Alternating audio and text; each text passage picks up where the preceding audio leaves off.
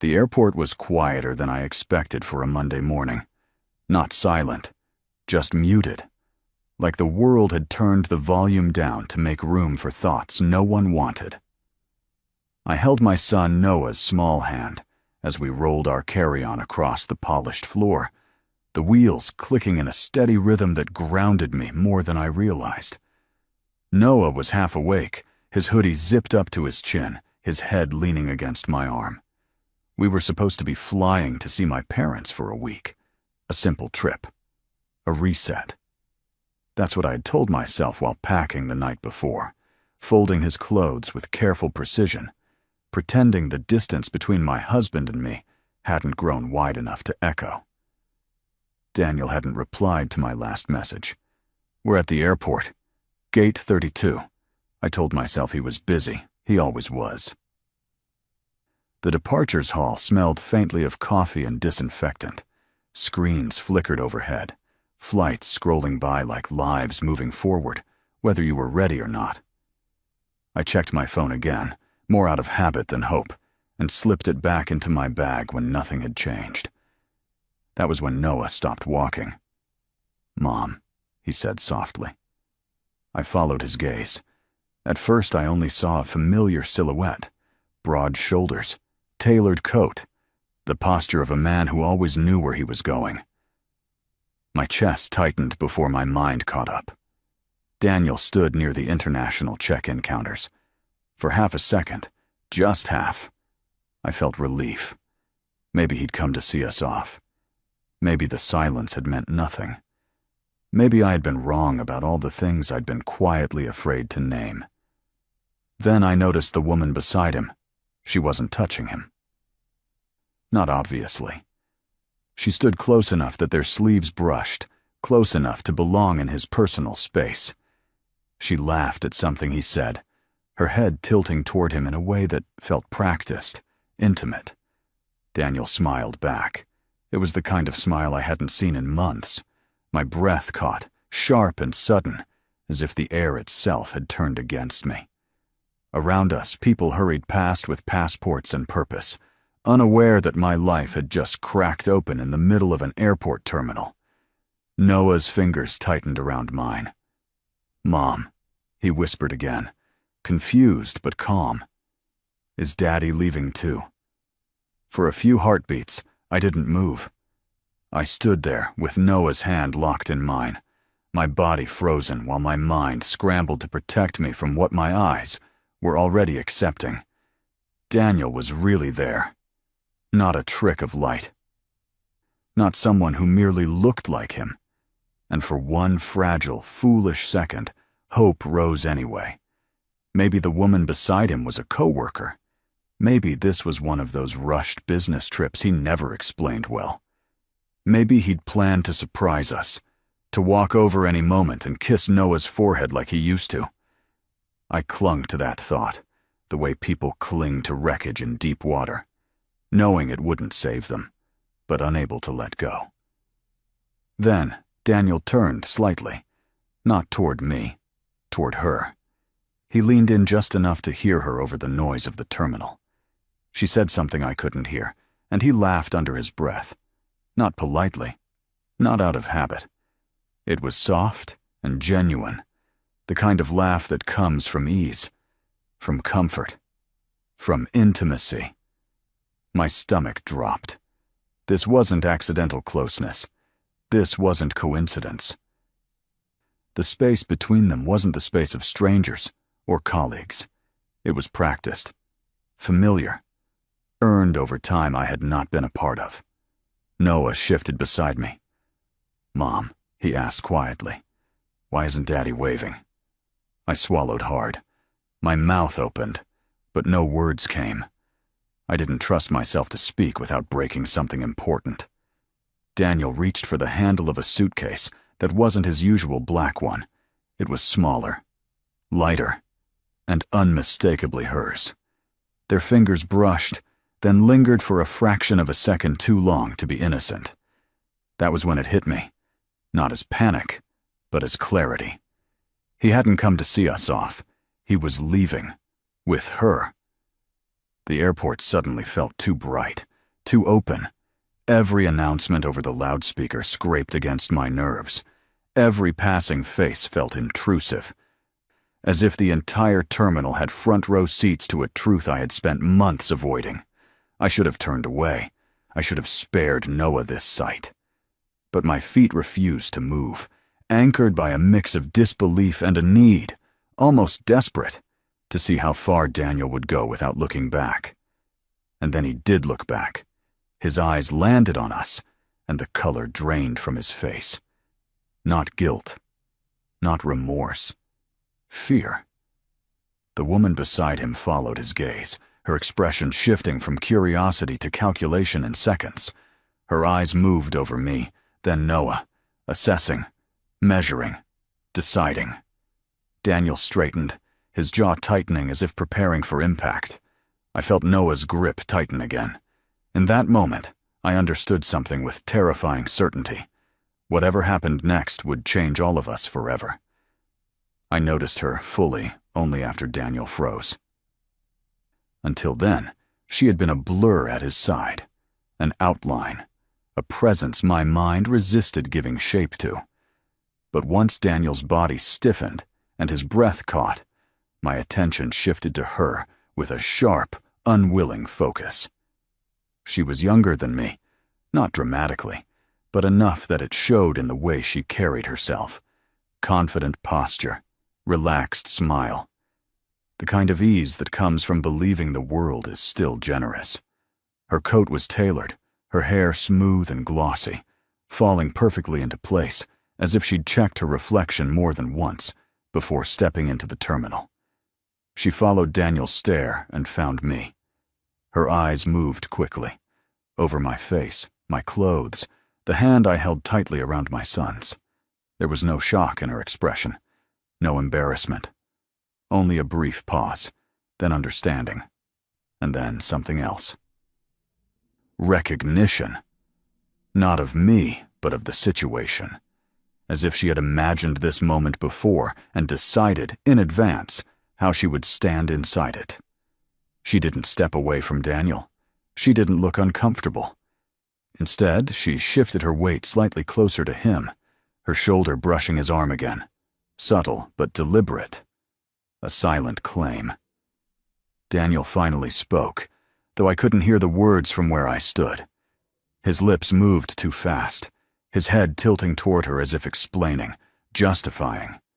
She listened with her head angled, eyes still on me. Her mouth curved into something that wasn't quite a smile, wasn't cruelty, was confidence. Noah tugged on my hand.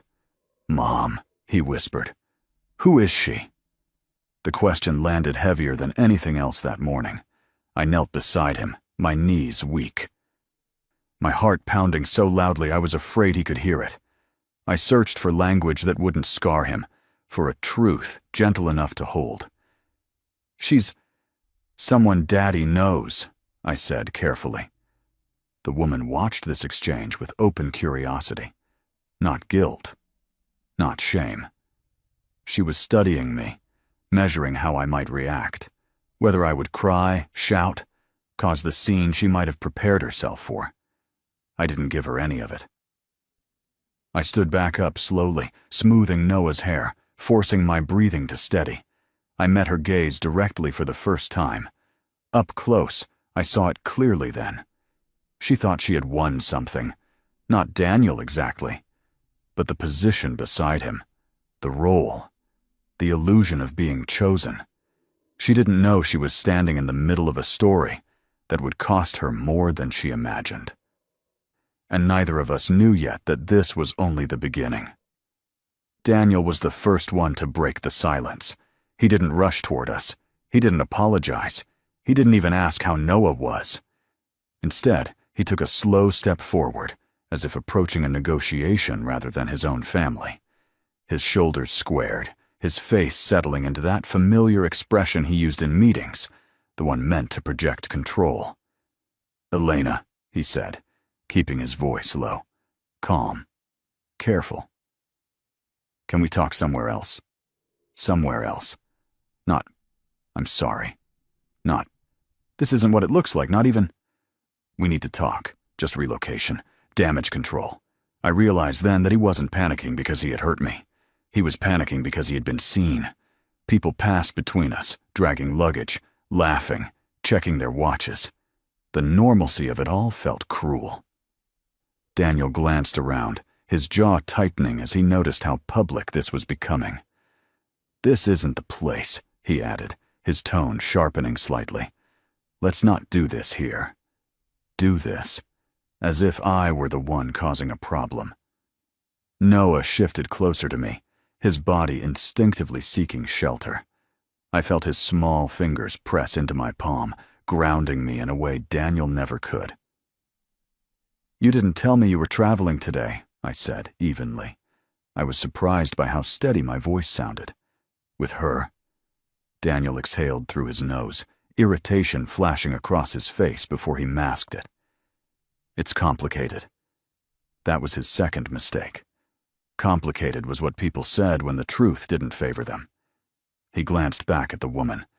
Madison, I would later learn. Then back at me, lowering his voice further. "We'll talk later. I don't want Noah hearing things he doesn't need to hear." Something inside me went cold. He was already framing this as my potential failure, as my emotional instability, as something I might mishandle. "I think Noah already knows enough," I replied. Daniel's eyes flicked down to his son for the first time. "Hey, buddy," he said, forcing a smile that didn't reach his eyes. "You okay?" Noah didn't answer. He just looked at his father with an expression too old for his age. Quiet, observant, disappointed. Madison shifted beside Daniel, clearly uncomfortable now, though she tried to hide it. The situation was no longer neat, no longer controllable.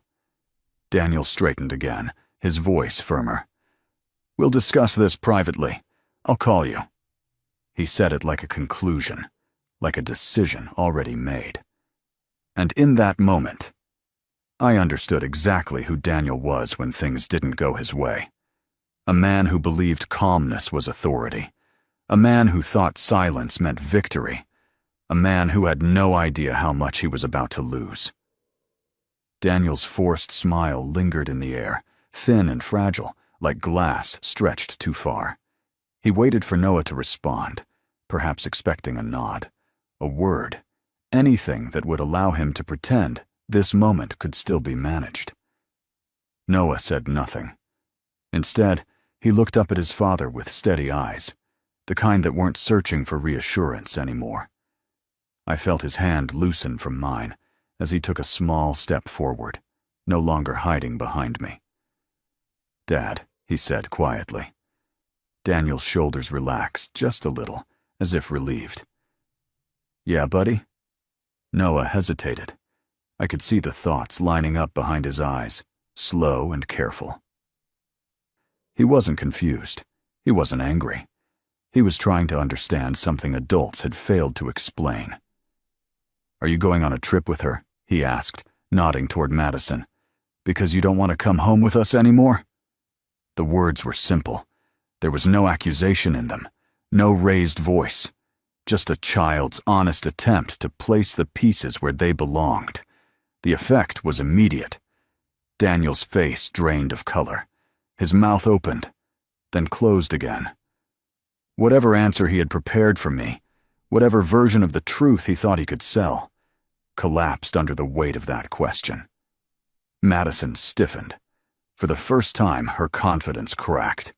She looked at Daniel, waiting for him to fix it, to explain, to protect the image she had stepped into. He didn't. People nearby slowed, some pretending not to listen while clearly doing exactly that. The airport noise seemed to fade, replaced by the quiet pressure of attention. "That's not," Daniel started, then stopped. He swallowed hard. "It's not that simple." Noah frowned slightly. "But it feels simple." I felt my chest tighten. I wanted to pull Noah back, to shield him from the silence that followed, from the truth Daniel was too cowardly to say out loud. But something told me to stay still. to let this moment exist. Daniel knelt down, his movements awkward now, uncertain. "Buddy, grown-up things can be confusing," he said, his voice rougher than before. "Sometimes people make mistakes." Noah tilted his head. "Then why do you look scared, Dad?" That did it. Daniel froze, his hands hovering uselessly in the air. He looked exactly like what he was. A man cornered not by anger or confrontation, but by a child who saw through him without effort. I felt tears burn behind my eyes, but I didn't let them fall. This wasn't the moment for my pain. This was the moment his son saw who he really was. And Daniel knew it too, because as he looked up at me, shame finally replaced fear in his eyes. And for the first time that morning, he understood something irreversible. No matter how he explained this later, no matter how carefully he rewrote the story, the truth had already been spoken. And it hadn't come from me. Daniel rose slowly from his crouch, his face tightening as if he were bracing himself against an invisible blow. The shame Noah had uncovered lasted only a moment before something colder replaced it. I recognized that look. I had seen it before, in arguments late at night when he realized he couldn't win by explaining. So he changed tactics. "Okay," he said quietly, straightening his jacket. His voice dropped into that calm, measured tone he used with clients. "That's enough for now." Enough. Not, "I'm sorry you heard that." Not, "I shouldn't have put you in this position." Just enough. He glanced around again, clearly aware of the eyes and ears nearby. Then he leaned toward me, lowering his voice so only I could hear. "You don't need to make this worse," he said. "Let's talk about this later, like adults." Something in me flinched, because I understood what he was doing. He wasn't speaking to me as a partner. He was positioning me as a risk, as a problem to be managed before I embarrassed him further. "No one is making anything worse," I replied, just as quietly. "This is already happening." Daniel's jaw tightened. "You're emotional," he said, barely moving his lips, "and Noah doesn't need to be in the middle of it." The words landed exactly where he intended. "You're emotional. You're unstable. You're the danger here." I felt heat rise behind my eyes, anger mixing with disbelief. For years I had softened myself to keep the peace. I had swallowed frustration, delayed conversations, convinced myself that patience was strength. And now, standing in the middle of an airport with Arsen between us, he was trying to rewrite the scene so that I was the one out of control.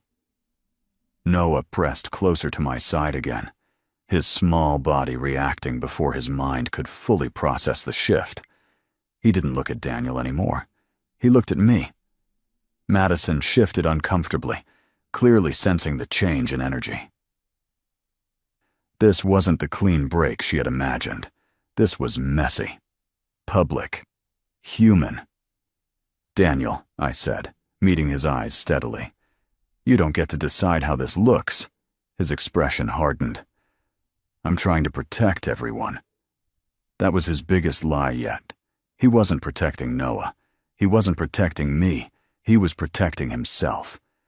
A man who believed that if he stayed calm enough, quiet enough, reasonable enough, the truth would bend around him. I realized then that this moment wasn't just about betrayal, it was about control.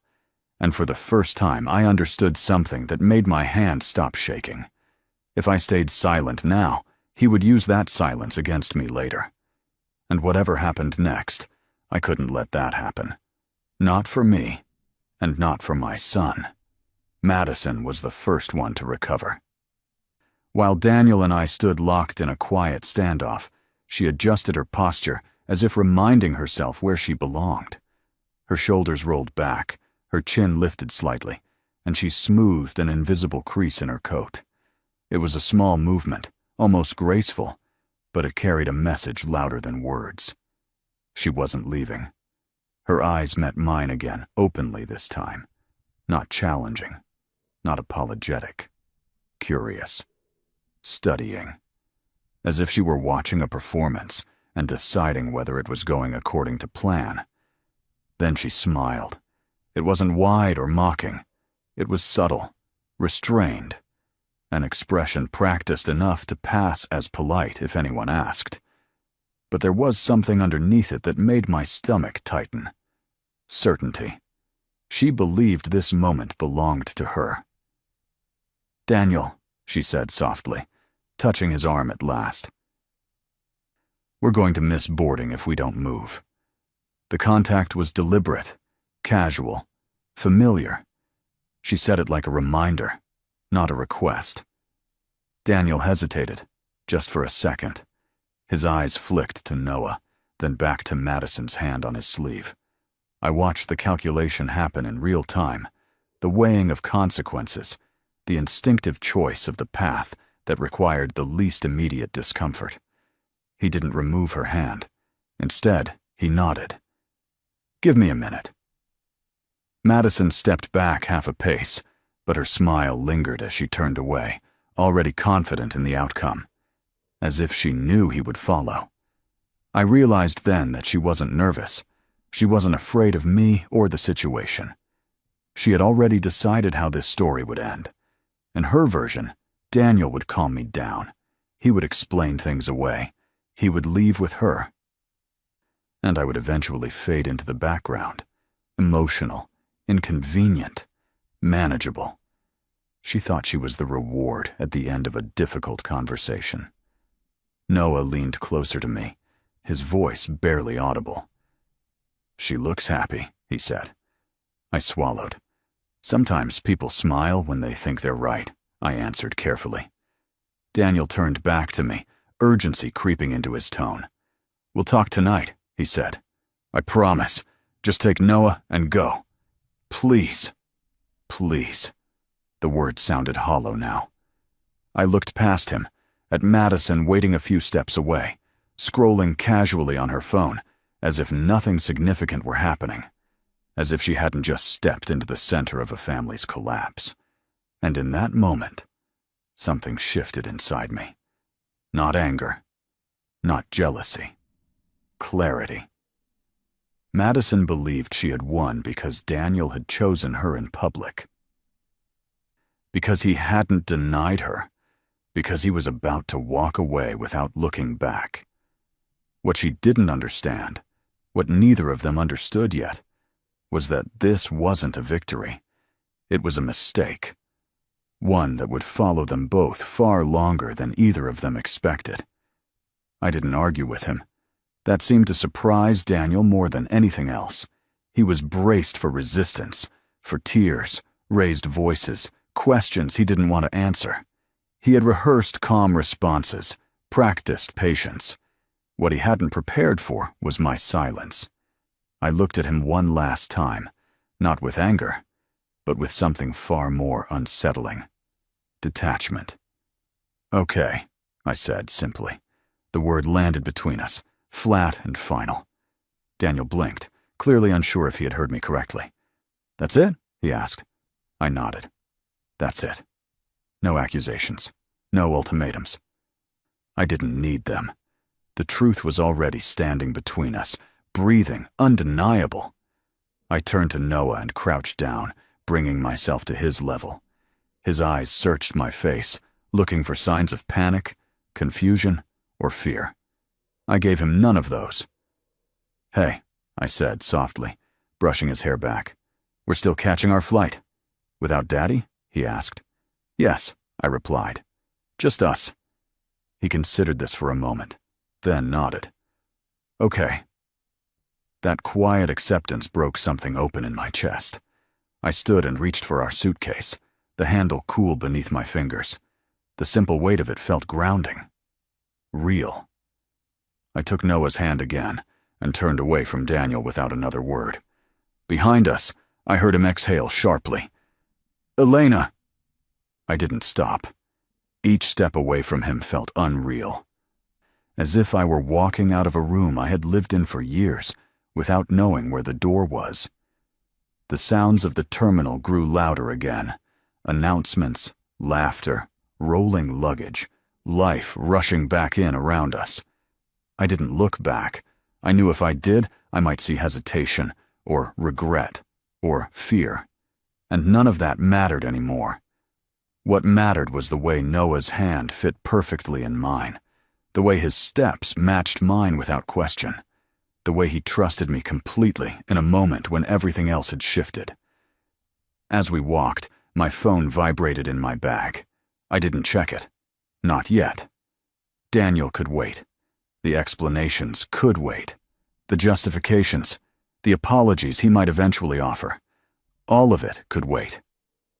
Because in that moment, walking away through the crowd with my son beside me, I understood something with surprising clarity.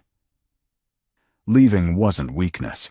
It was the first decision I had made entirely for myself in a very long time. And even though I didn't know what the next hour, the next day, or the next year would bring, I knew this much for certain.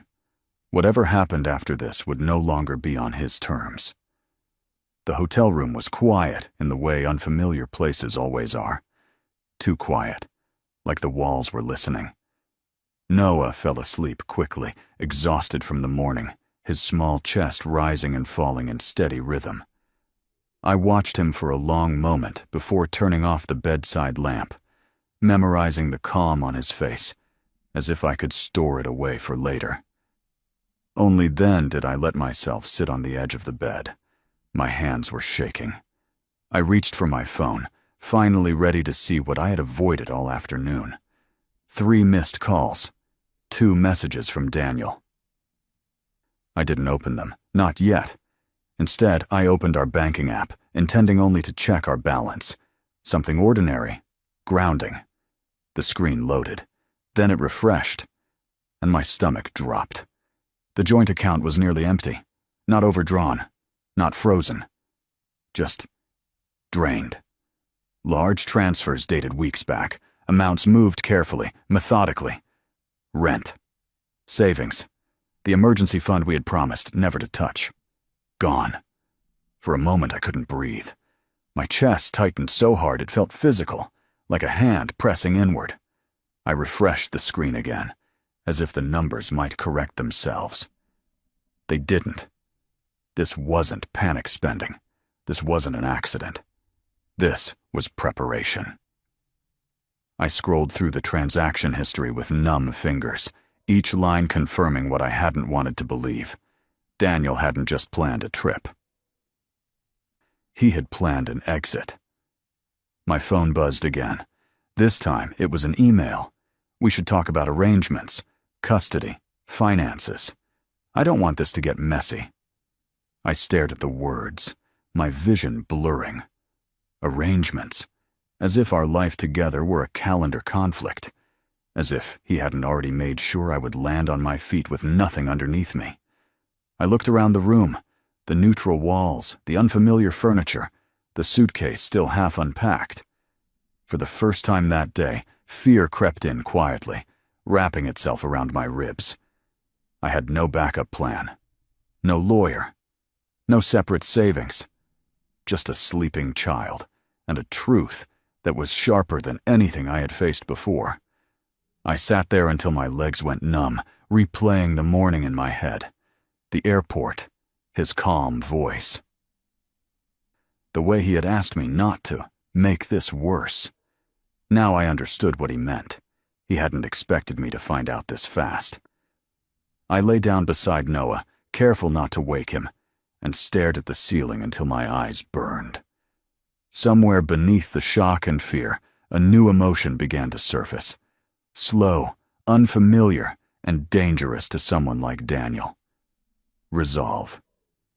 Because if he thought taking everything would leave me powerless, he had underestimated the one thing he had never managed to control. What I would do when I had nothing left to lose. Morning came too quickly. Noah woke up asking for cereal and cartoons, unaware that the ground beneath our lives had shifted overnight. I smiled for him, poured juice, tied his shoes with steady hands I didn't feel. I waited until he was distracted with his tablet before opening my laptop at the small desk by the window. Daniel had sent another email. The subject line was polite, neutral, almost professional. 2 steps. My pulse thudded in my ears as I opened it. He wrote about logistics, about schedules, about what would be best for Noah. He mentioned his demanding job, my flexible work, and the importance of stability. Then came the sentence that made my hands go cold. Given how emotional you were yesterday, I think it might be wise to keep conversations documented. Documented. As if I were a liability.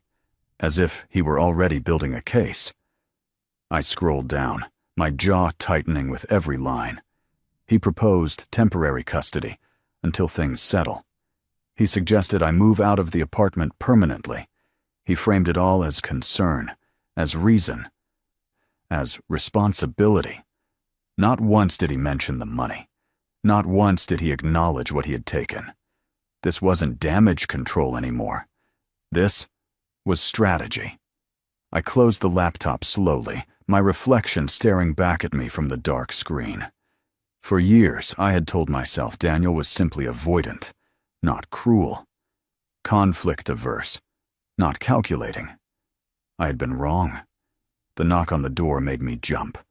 I checked the peephole, my heart racing, then relaxed when I saw housekeeping.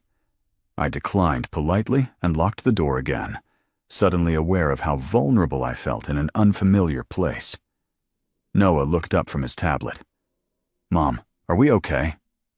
I crossed the room and sat beside him, pulling him close. "We're okay," I said, choosing the words carefully. "Things are changing, but I've got you." He nodded, trusting me without hesitation. That trust felt heavier than fear. I opened my laptop again, not to respond to Daniel, but to search. Family law, custody rights, financial separation. Each new page felt like stepping into a world I had never wanted to learn, but now had no choice but to understand. By the time Noah finished breakfast, something inside me had settled. Daniel thought he had the upper hand because he had money, confidence, and a head start. He thought calm emails and careful wording could rewrite the truth. What he didn't know, what he couldn't see yet, was that by turning this into a calculation, he had made his biggest mistake. Because I was done trying to preserve the image of a marriage that no longer existed. And if he wanted this to be documented, measured, and decided on paper, then I would meet him there. Fully awake, fully present, and no longer afraid. Noah didn't say anything for most of the morning. That worried me more than tears would have. He sat quietly at the small table by the window, lining up his toy cars with unusual care, as if order itself might keep the world from shifting again. I watched him while pretending to check emails, my attention split between the screen and the subtle changes in his movements. He was thinking. Children always are, even when adults assume they aren't. When he finally spoke, his voice was soft, almost casual. "Mom." "Yes, sweetheart." He didn't look up right away. He pushed one car forward, then stopped. "Did I make Daddy sad yesterday?" The question hit me harder than Daniel's email ever could. I closed my laptop and moved closer, sitting across from him. "Why would you think that?" Noah shrugged. He looked different. Like when I break something and don't know how to fix it. My throat tightened. I reached for his hands, warm and small in mine. "You didn't make anyone sad?" I said gently. "You asked a question. That's not a bad thing." He nodded, absorbing that, but his brow stayed furrowed. He didn't answer me. I took a slow breath. "Sometimes adults don't answer because the answer is hard," I said. "Not because you shouldn't have asked." Noah was quiet for a long moment. Then he looked up at me, his eyes steady and serious, in a way that didn't match his age. "No one ever asks how you feel, Mom." The words knocked the air out of me. I stared at him, stunned, not by what he said, but by how clearly he saw, how he had noticed the silence around me long before I had named it myself. "I see it," he continued, his voice calm. "Daddy talks a lot. You listen a lot. But nobody asks you." Something inside my chest cracked open. I pulled him into my arms, holding him tighter than I meant to, breathing in the familiar scent of his hair. Tears slipped free before I could stop them, falling silently against his shoulder. "I'm okay," I whispered, though I wasn't sure if I was convincing him or myself. "But thank you for seeing me." He hugged me back, small arms fierce and certain. "I always see you." In that moment, I understood something profound and terrifying all at once. Daniel hadn't just underestimated me. He had underestimated our son. Because whatever battles lay ahead, emails, courtrooms, negotiations, there was one truth no strategy could undo. The most honest witness to our marriage had already spoken, and he was on my side. I met Rachel Whitmore by accident. At least, that's what it felt like at first. Noah was in school for the morning, and I had wandered into a quiet cafe a few blocks away, the kind with soft music and people who stayed long enough to finish entire chapters of their lives. I ordered coffee I barely tasted and opened my laptop, pretending to work while my thoughts ran in circles. "Excuse me," a woman's voice said gently. "Is this seat taken?" I looked up. She was in her mid-40s, composed in a way that came from experience rather than effort. Nothing flashy. Calm eyes, the kind of presence that made you feel observed without being judged. "No," I said. "Go ahead." She smiled and sat, setting down a folder that looked heavier than it appeared. We exchanged a few polite words. The weather, the neighborhood, nothing personal. I would have forgotten her entirely if not for what happened next. She glanced at my screen as I closed an email and paused. "Daniel Carter?" she asked carefully. My spine stiffened. "Yes. How do you know that name?" She studied my face for a moment, then sighed softly. I was hoping I was wrong. Something in her tone made my chest tighten. "Wrong about what?" She didn't answer immediately. Instead, she introduced herself. "I'm Rachel Whitmore. Family law." That explained the folder. "And?" I pressed. Rachel leaned back slightly, her eyes never leaving mine. "I used to represent his former employer, and," she added, choosing her words with precision, "I was married to his boss." The room seemed to tilt. "I've seen this before," she continued. "The emails, the calm tone, the sudden concern about custody. The quiet financial shifts that leave the other person scrambling." My heart pounded. "You're saying he's done this before?"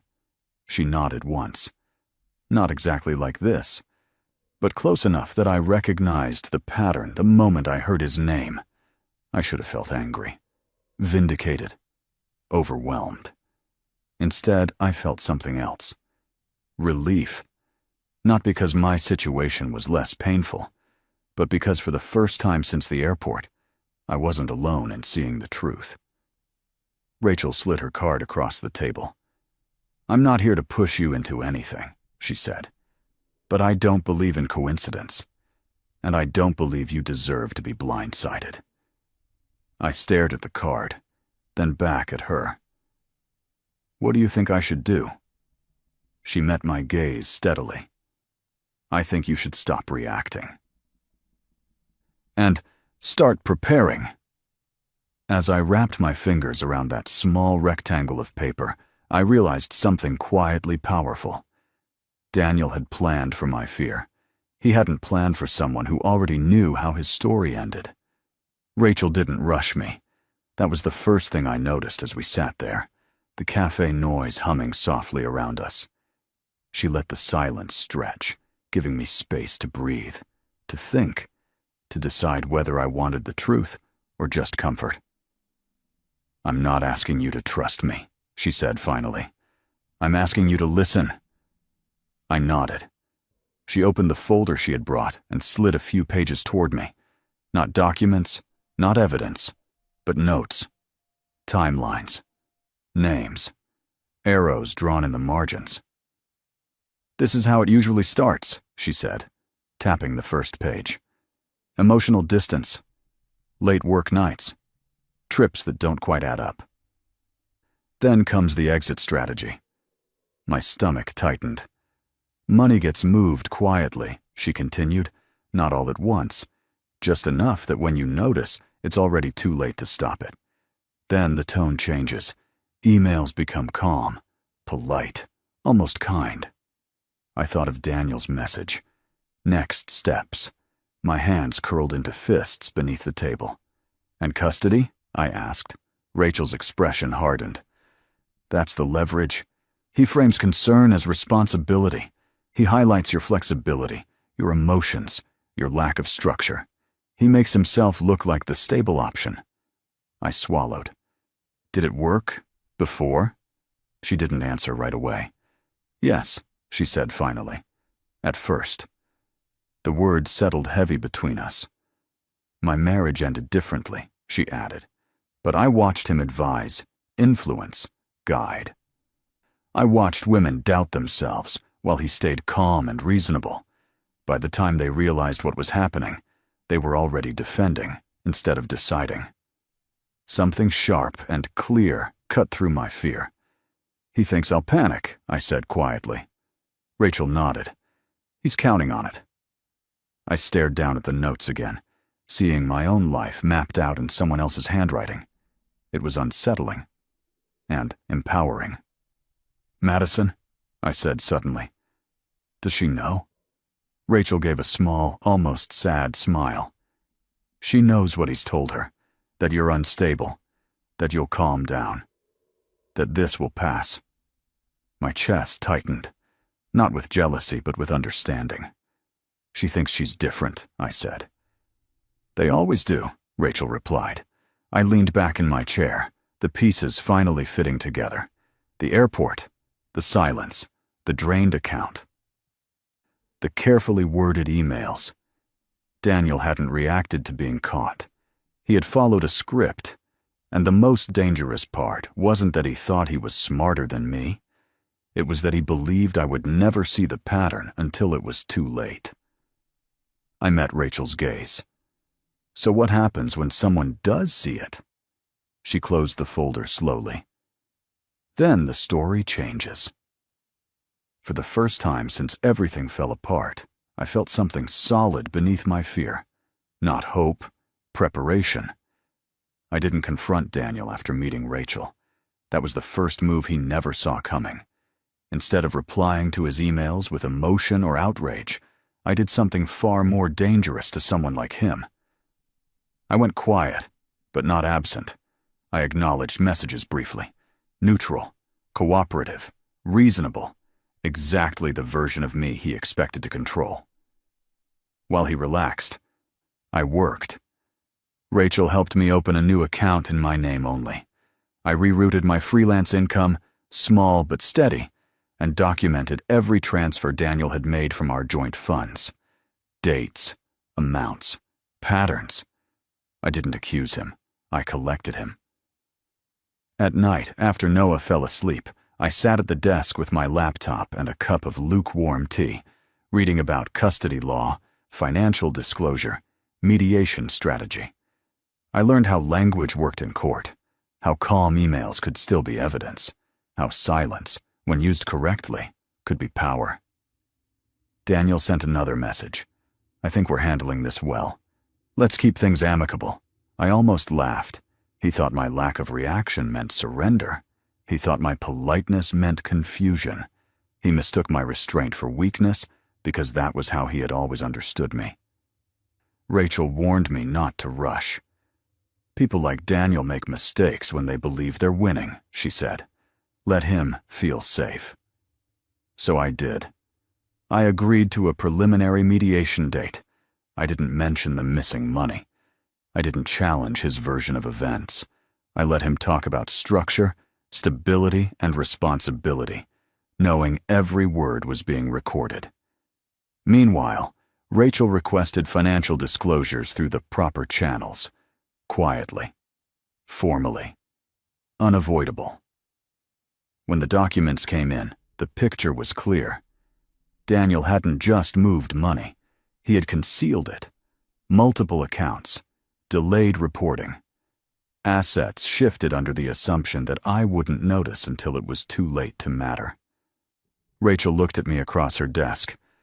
"This changes things." I nodded. "I know." What Daniel didn't understand was this. I wasn't trying to punish him. I wasn't chasing revenge or public validation. I was building a foundation he couldn't shake. Every time he wrote another calm, carefully worded email, he added to the record. Every time he framed me as emotional while remaining composed himself, he revealed his strategy. And slowly, without raising my voice or making a single accusation, I stepped out of the role he had written for me. By the time he realized I wasn't reacting anymore, but responding with intent, it was already too late. Because this time, I wasn't playing defense. I was deciding the ending. Madison called me 3 days later. I didn't recognize the number at first. I almost ignored it, assuming it was another unknown caller or a delayed response from work. Something made me answer anyway. "Hi," she said, her voice too bright, too careful. "This is Madison. Daniel's friend." Friend. I closed my eyes briefly. "Yes?" There was a pause, the kind that carried nerves underneath it.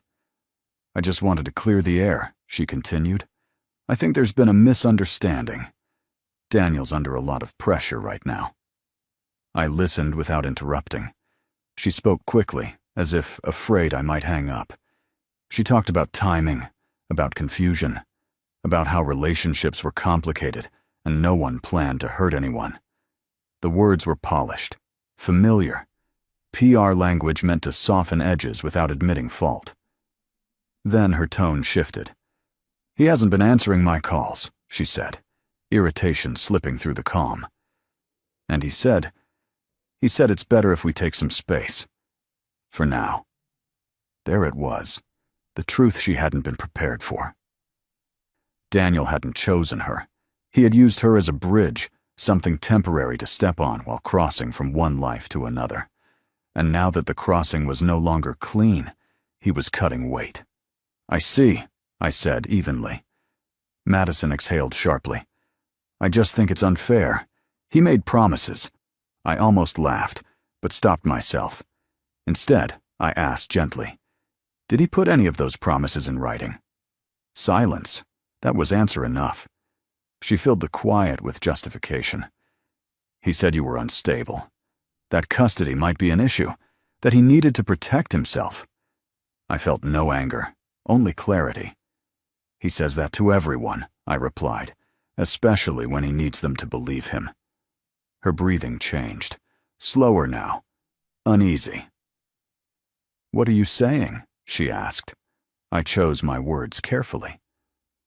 "I'm saying that if he wanted to be with you, he would be, publicly, clearly, without hesitation." Another pause, longer this time. "And he isn't," she said quietly. "No," I agreed. "He isn't." The call ended soon after. No confrontation, no apology. Just the sound of someone finally understanding the role they had been cast in. Later that evening, Rachel forwarded me an update. Daniel had withdrawn a joint appearance, requested delays, changed counsel. He was scrambling. Madison had believed she was the future, the upgrade, the reward. What she didn't realize was that Daniel never replaced people with better. He replaced them with easier. And the moment things became difficult, he did what he always did. He walked away, alone. Daniel's unraveling didn't happen all at once. It started quietly, the way his betrayals always had, behind closed doors, in emails he thought no one else would read, in decisions he assumed would never be questioned. But this time, the silence didn't protect him. It exposed him. Rachel called me on a Thursday afternoon. "His disclosures don't match," she said simply, and the court noticed. I sat at my desk, staring out the window as traffic moved below, life continuing without any regard for the man who had once controlled my days. "What does that mean?" I asked. "It means his credibility is gone," she replied. "And once that happens, everything else follows." Daniel missed a deadline for revised financial statements, then another. His attorney requested extensions that were granted once, then denied. Each delay raised more questions. Each question tightened the net. At mediation, he arrived late and left early. His calm demeanor cracked by irritation he could no longer hide. The man who had once spoken about stability and structure now struggled to explain basic inconsistencies. His voice rose. His patience thinned. That was when the mediator stopped him. "Mr. Carter," she said evenly, "this process relies on transparency." Transparency. The word hung in the room like an accusation. Weeks later, the ruling came. Full financial disclosure. Immediate reimbursement of misappropriated funds. Temporary primary custody granted to me, with supervised visitation until further review.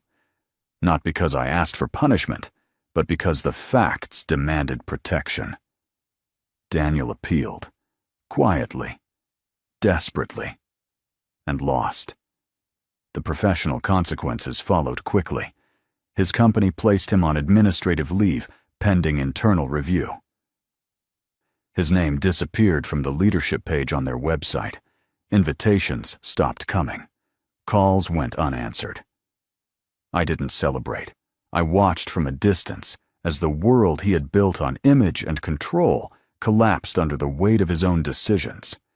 He had believed consequences were for people who lost control. He had never imagined they would come for him while he stayed calm. The final message from him arrived late one night. I never thought it would go this far.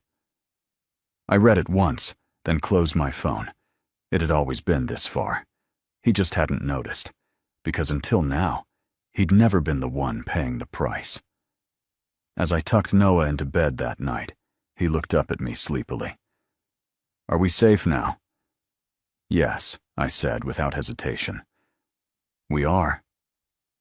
And for the first time since the airport, I knew it was true.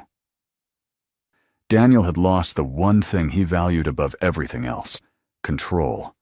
And there was no appeal for that. The apartment was smaller than the one we'd left behind. The windows didn't frame a skyline, and the floors creaked when you walked too fast. But it was clean, bright in the mornings, and close to Noah's school.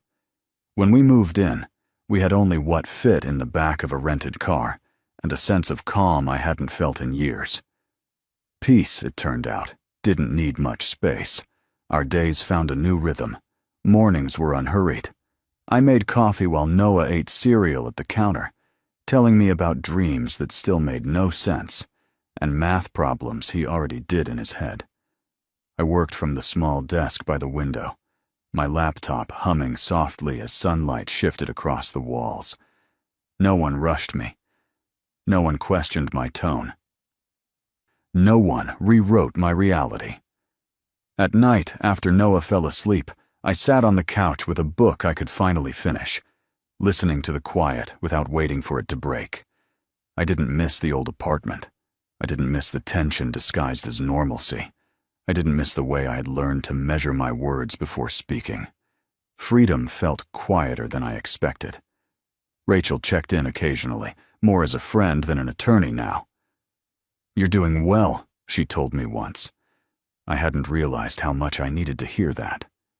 Daniel stayed at a distance, his presence reduced to scheduled emails and brief updates, filtered through process and boundaries. He no longer asked for understanding. He no longer tried to explain. Control had left him, and with it, the certainty he once wore so confidently. Noah noticed the difference before I did. "You smile more," he said one evening as we walked home from the park. "Do I?" I asked. He nodded. "You breathe different." I laughed softly, surprised by the truth of it. I wasn't richer. I wasn't rescued. I wasn't suddenly fearless. But I was steady. I paid my own bills. I made my own decisions. I trusted my instincts without asking permission. The life we were building wasn't impressive from the outside, but it was honest, and it was ours. Sometimes late at night, I thought back to the airport, to the woman I had been standing there, frozen between hope and fear. I wished I could tell her something. Not that everything would be easy, but that everything would be real again. And that was more than enough. I met Ethan Brooks without expectation. It was at a small community fundraiser held in a converted warehouse downtown, the kind of event with folding chairs, soft lighting, and people who came to listen rather than be seen. Noah was at a friend's house, and I had gone alone, more out of habit than hope. Ethan was speaking when I arrived. He stood at the front of the room, not commanding attention, just holding it. His voice was steady, unhurried. He spoke about rebuilding after loss, not in sweeping terms, but in practical ones, about learning how to show up again without pretending nothing had changed. I stayed longer than I planned. Afterward, people gathered in small clusters, exchanging polite compliments. I was pouring myself a second cup of coffee when he approached. "Thank you for coming," he said, as if he genuinely meant it. "You were good," I replied. "Honest." He smiled. "That's easier than impressive." We talked for a few minutes. About the neighborhood, about work, about nothing that mattered, and everything that did. He didn't ask why I was there alone. He didn't try to impress me with stories or credentials. He listened. When I mentioned Noah, his expression softened, not with pity, but understanding. "I have a daughter," he said. "She lives with her mom now." There was no bitterness in his voice, just fact. We exchanged numbers without ceremony. No promises. No expectations. Over the weeks that followed, our conversations stayed light. Coffee after work, short walks, shared silence that felt comfortable instead of awkward. He never rushed, never asked for more than I offered. One evening, as we sat on a bench watching the city lights come on, he said something that stayed with me. "I don't need to be important to you," he said. "I just want to be present." It was the opposite of everything I had known. He didn't try to fix me. He didn't compete with my past. He didn't offer rescue or certainty. And that was why I noticed myself relaxing around him in a way I hadn't in years. Ethan wasn't the reward at the end of survival. He was a possibility that appeared only after I had learned how to stand on my own. And for the first time, that felt like enough to consider more. We didn't rush it. That was the unspoken agreement between Ethan and me from the beginning. Time had already taught us what happened when people confused urgency with certainty. So we moved slowly, letting trust grow in the quiet spaces between conversations. Noah met Ethan months later, not as someone special, but as a friend who came by with coffee and stayed to help with homework. Ethan never tried to win him over. He never crossed boundaries or offered opinions that weren't asked for.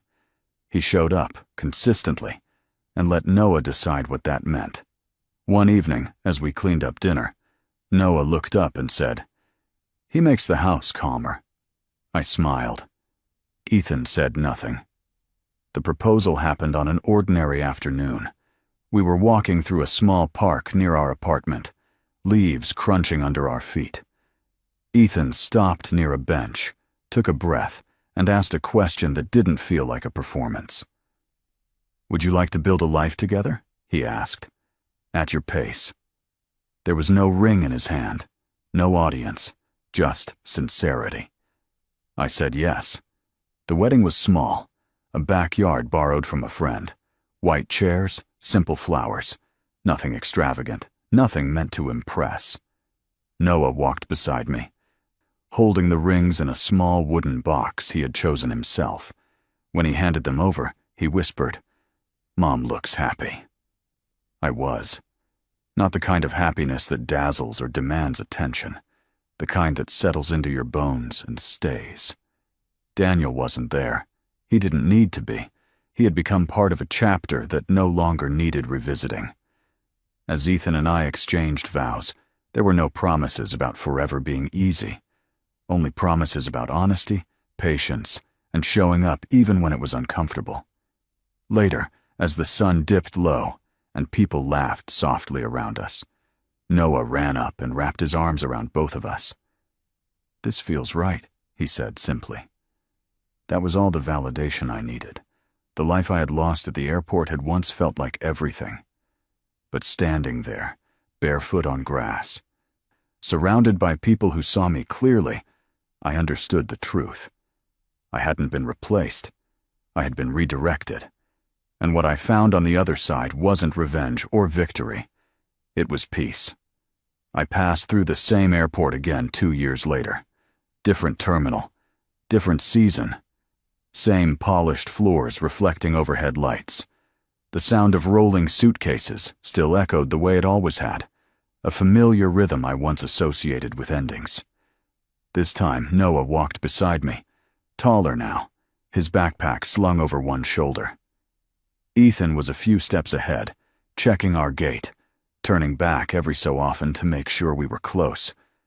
Not out of control, out of care.